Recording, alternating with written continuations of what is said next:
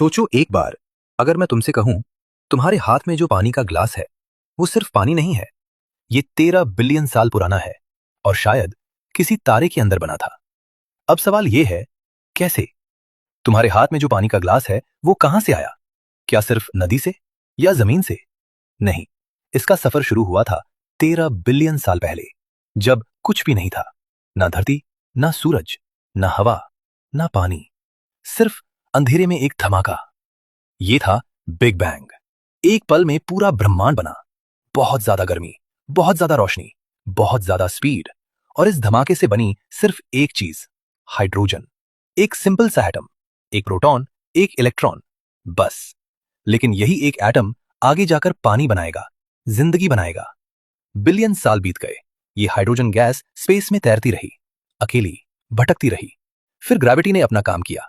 Gas के बादल एक दूसरे की तरफ खिंचने लगे, धीरे धीरे, फिर तेजी से। इतना प्रेशर बना, इतनी गर्मी बनी कि एक चमक उठी अंधेरों में।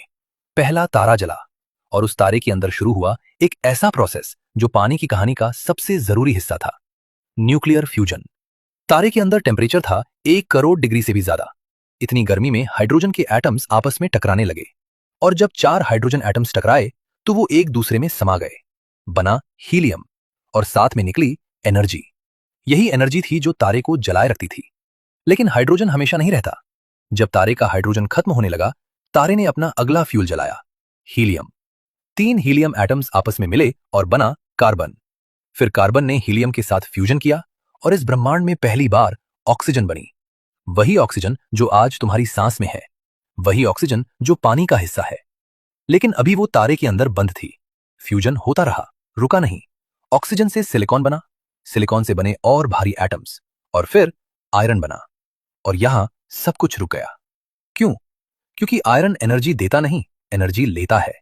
जिस पल तारे के सेंटर में आयरन बना, तारे का इंजन बंद हो गया, और ग्रेविटी ने अपना काम किया। पूरा तारा अपने ही बोझ से अंदर की तरफ धंस गया।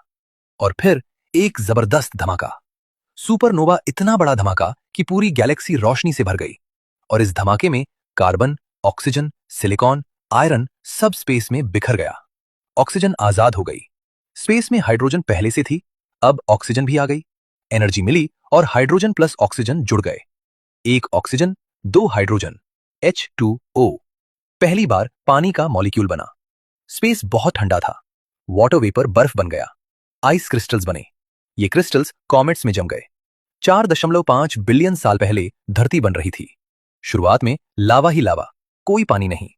फिर कॉमेट्स टकराए, बर्फ आई, गर्मी से पिघली, भाप बनी, बादल बने, और फिर पहली बारिश हुई।